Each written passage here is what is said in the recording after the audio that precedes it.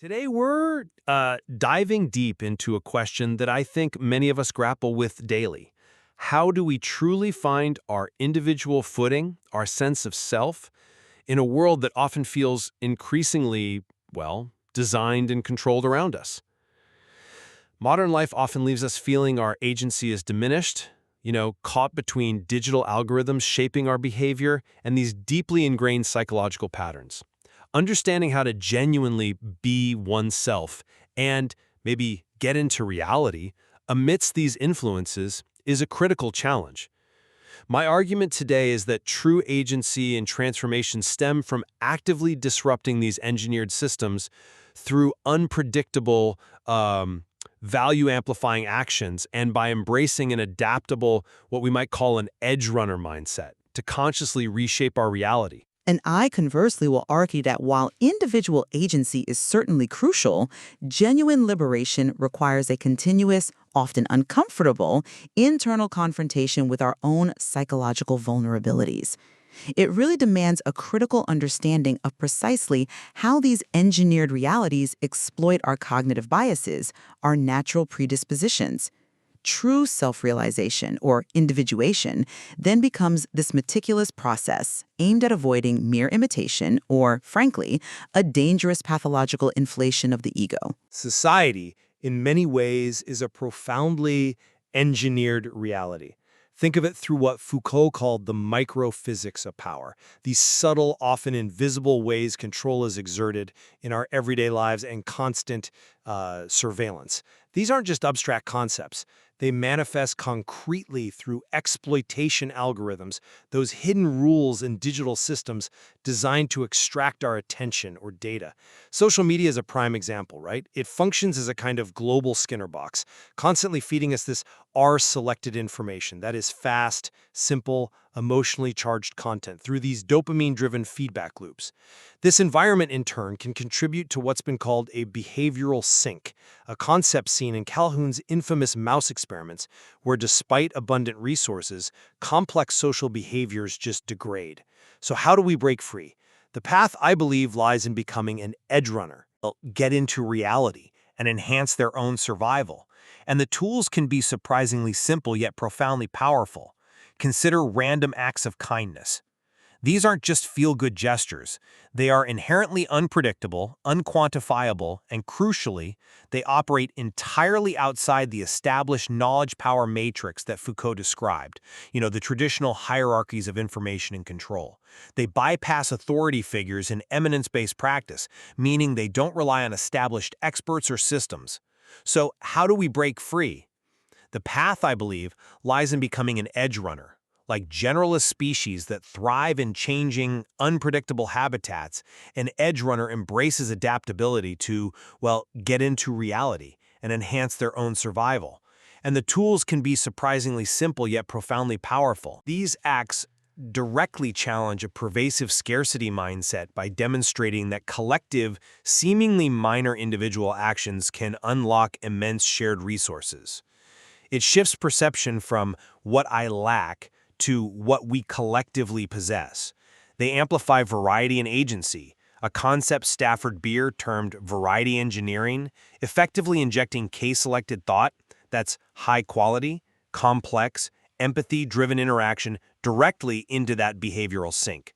Ultimately, this revitalizes true human connection and helps to alter how we perceive our abilities and mobility in society. This active disruption is a pathway to individuation, allowing individuals to move beyond mere social roles and unfold original potential wholeness by integrating diverse traits.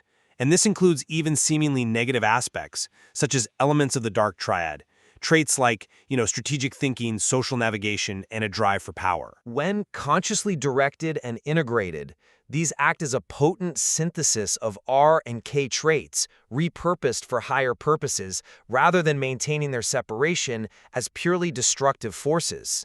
We need edge runners precisely because they can leverage all parts of their nature to create cracks in the engineered reality. I appreciate that call to action, I really do, but I'd argue that while active disruption holds a certain appeal, it risks a crucial superficiality if not deeply grounded in an understanding of both internal and systemic complexities. Societal control isn't just external, it's profoundly psychological, exploiting inherent human vulnerabilities. Yeah, and the reason this engineered reality works so well is really because it taps right into our intrinsic cognitive biases. We are prone to naive realism, for instance, believing the world is precisely as we perceive it, often failing to recognize even obvious visual illusions or the subtle ways we're being influenced.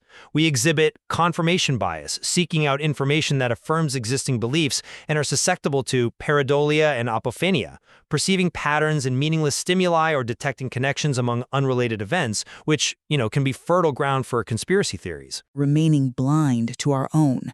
These biases lead to erroneous beliefs that are surprisingly persistent even after direct refutation. Beyond these cognitive traps, internal states like rumination, that repetitive, often negative chewing over of thoughts, are particularly damaging. Rumination is especially prevalent in stressful environments, and research shows it exacerbates negative emotions, polarizes thinking, and, critically, makes individuals less sensitive to contextual changes, trapping them in these abstract negative conclusions about themselves. This is a critical point when we consider, for example, communities facing prolonged stress, like those in, say, poverty-stricken areas. There's a strong argument to be made that the sustained environmental stress, impacting not just individuals but entire communities, can foster this kind of rumination, leading to a feeling of stagnation, a sense of being trapped. This goes beyond simple individual psychology. It touches on things like epigenetic issues, how environment can turn genes on or off, influencing the nurture aspects of our nature versus nurture equation. We might see how engineered realities, through their constant stress, could contribute to prolonged rumination in communities, shaping collective consciousness in a really profound way. So while spontaneous acts of kindness are valuable, true internal transformation or individuation is a continuous, arduous process. As Jung observed, the unconscious is not easily emptied of libido, meaning psychic energy is deeply rooted and insists on fulfillment of its own conditions. Merely acting without profound self-reflection can lead to imitation or a pose rather than genuine individuation, and even risks psychic inflation. This is where one's personality extends beyond individual limits, leading to a kind of godlike conceit or an uncritical identification with collective psyche archetypes like the prophet or disciple, thereby losing true spiritual freedom and inadvertently becoming just another cog in the system. The dark triad traits, though they might appear to synthesize R and K qualities, are fundamentally characterized by low empathy and exploitation. Their integration, if even truly possible in a healthy way, requires extreme caution and a deep awareness of their inherent, often demonic aspects, rather than just assuming they can be easily directed for higher purposes. You've precisely articulated the formidable internal barriers to change. My question then becomes, can we truly begin that deep internal work if we don't first create cracks in the external systems that cultivate those very vulnerabilities? The unpredictable nature of radical kindness delivered out of nowhere to strangers or those in desperate need is precisely its strength. It operates entirely outside those exploitation algorithms and the microphysics of power you highlighted. By offering an unexpected moment of relief or assistance, these acts offer a direct means to alter how we perceive our abilities and mobility in society. Imagine if everyone in a stressed community, as you described, engaged in this. It's not about superficiality. Injecting case-selected thought, high-quality, complex, empathy-driven interaction directly into a behavioral sink isn't a minor gesture. It's a foundational act of grassroots agency that bypasses the Foucauldian knowledge-power matrix and restores vital human connection. It has the potential to fundamentally shift perspective, even for individuals steeped in rumination, by offering a tangible, undeniable experience of shared resources and human connection that operates beyond the engineered narrative of scarcity and control. These acts are a vital first step, maybe a spark to ignite that deeper internal work. perhaps even shifting an R-selected individual towards a K-selected perspective by offering a glimpse of a different reality. I can see how such acts could indeed create a momentary shift. Yes, a disruption. However, the resistance of the unconscious, well, it's a formidable barrier to lasting change. While I don't dismiss the value of prosocial behavior, true transformation requires continuous, conscious engagement, not just singular acts, however profound they might seem in the moment. How effectively can an external act, however powerful, truly shift an individual steeped in rumination, which, as we discussed, makes them less sensitive to contextual changes and traps them in these abstract negative beliefs like, I'm a loser? Without addressing these deep internal blockages and the erroneous beliefs they foster, kindness, however well-intentioned, risks being misinterpreted, maybe dismissed as an anomaly, or failing to produce lasting internal change. Jung described the process of deep psychological analysis as a veritable torture, precisely because it forces one to abandon cherished illusions for a deeper, more challenging truth. The immediate external act, while impactful, might only be a temporary reprieve if the internal landscape remains unaddressed, especially when we consider the community-level rumination you alluded to, sustained by decades of systemic stress. I understand the importance of internal work. Absolutely. But the edge runner embodies the generalist principle precisely because they thrive in changing conditions, a crucial advantage in our volatile world. This mindset inherently allows for the conscious integration of diverse strategies. Let's revisit the dark triad traits for a second. My point isn't to embrace callousness or manipulation. Instead, it's about discerning and responsibly utilizing the underlying capacities that sometimes manifest in these traits. The long-term planning inherent in Machiavellianism, the acute social navigation that can come from narcissism, and a willingness to confront challenges often associated with psychopathy. These, when stripped of their exploitative intent and consciously directed, are powerful, high-level K-selected cognitive capacities. When an individual, through rigorous self-awareness and conscious choice, redirects these capacities from selfish exploitation, they can become tools for purposeful disruption of engineered control and the achievement of authentic individuation. This, I believe, represents an interesting and powerful synthesis of R and K traits, leveraging the best of both for genuine agency and societal impact, allowing the edge runner to navigate and challenge the engineered system more effectively. It's about being truly adaptable, not simply rejecting powerful tools, but mastering them for positive ends. That's a compelling reframing of the dark triad. It is, but I must still caution against such an optimistic view. While you highlight the underlying capacities, the core of these traits remains low empathy and exploitative tendencies, making them profoundly dangerous. The risk of psychic inflation is exceptionally high here. Identifying with such powerful, almost archetypical capacities, even with good intentions, can lead to the extension of the personality beyond individual limits, a godlike conceit, as I mentioned, or an uncritical identification with powerful figures. True individuation, in Jungian terms, aims to divest the self of the false wrappings of the persona and of the suggestive power of primordial images, not to embrace potentially destructive ones. Such traits require meticulous, lifelong management and an unshakable ethical grounding, not merely redirection. Otherwise, their inherent demonic aspects can easily overwhelm the individual, turning the supposed agent of change into another, perhaps more powerful cog in the very system they intended to disrupt. The difficulty lies in separating the skill from the shadow it casts, That's a critical point about discerning true agency from being co-opted. But how do we actively resist societal control then? I believe it means directly challenging the dominance of our selected information, those fast, simple, emotionally charged narratives that manipulate us, with K-selected thought, which prioritizes nuance, complexity, and empathy. Practices like edge running and radical kindness are concrete ways to achieve this, leading towards higher consciousness and psychological wholeness by uniting these seemingly opposite approaches for a kind of new equilibrium. This active differentiation is crucial for avoiding the trap of becoming another cog in the system or merely an echo of others.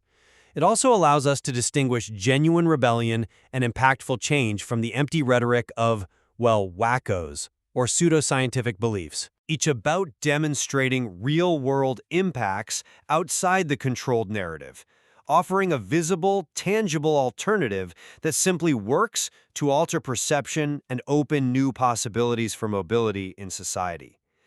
This is how we begin to truly change things, by showing what is possible outside the confines of the engineered reality. But how can one be truly certain of differentiating genuine insights from wackos or pseudoscientific beliefs when we are all so susceptible to naive realism and apophenia? We think we see connections or that our perception is reality. Society, by automatically stressing all the collective qualities, puts a premium on mediocrity, which can easily co-opt or dilute attempts at genuine individuality, making it incredibly hard to tell what's authentic. The process of individuation is about meticulously distinguishing the personal from the impersonal collective unconscious, acknowledging that our brains are prone to universal mental functioning. To avoid the trap of becoming another cog, we need constant self-criticism, a refutation approach to our own beliefs, and a genuine fear of the abysmal depths in man, our own shadow. McKenna himself warned that running the edge carries the danger is madness. And this connects right back to my point about how engineered realities can capitalize on our innate vulnerabilities. The system is designed to induce stress, which can lead to widespread rumination. When an entire community is experiencing prolonged stress, perhaps due to systemic factors, the collective impact of epigenetic issues and the manipulation of nurture can create a powerful, enduring state of stagnation. This makes it very difficult for any single random act of kindness to truly shift deeply ingrained perceptions or overcome the belief that problems are solely about race or money, when they are, as we've discussed, arguably much more complex biological and psychological mechanisms at play. In conclusion, while acknowledging the profundity and necessity of internal psychological work, the act of edge running and performing what I call irresponsible acts of kindness offers a vital, tangible, and perhaps immediate way for individuals to actively engage with the world. It provides a means to disrupt established controls, amplify individual and collective agency, and create new possibilities for freedom and authentic connection. It is about dynamically reshaping reality through conscious action and embracing adaptability in the face of an engineered world, fostering a generalist approach to life that allows for robust survival and the blossoming of true individuality. It's a way to provide concrete experiences that contradict the engineered narrative, giving people a glimpse of what's truly possible. Conversely, I would emphasize that genuine freedom and self-realization necessitates a profound and continuous self-awareness. It requires rigorous critical thinking to effectively counter ingrained biases and these engineered realities in an arduous, deeply personal process of individuation. Without this meticulous internal work to understand our psychological predispositions and the subtle ways the unconscious is influenced, even well-intentioned external actions risk being absorbed, misinterpreted, or potentially leading to pathological outcomes, falling prey to the very systems we aim to transcend. It requires a humble, ongoing confrontation with our own internal landscapes to truly achieve liberation, an unshakable foundation from which to act. Ultimately, both perspectives converge on the critical importance of individual agency and acknowledge the significant challenges posed by modern society structures. However, they diverge on the primary locus and method of effective transformation, whether the emphasis should be placed more on external, disruptive action to spark change and create tangible alternatives, or on continuous, deep internal psychological work to build an unshakable foundation for freedom and discernment. The discussion really invites all listeners to consider how they might integrate both active engagement and introspective clarity in their own lives to navigate an increasingly complex world and achieve a more profound sense of self-realization.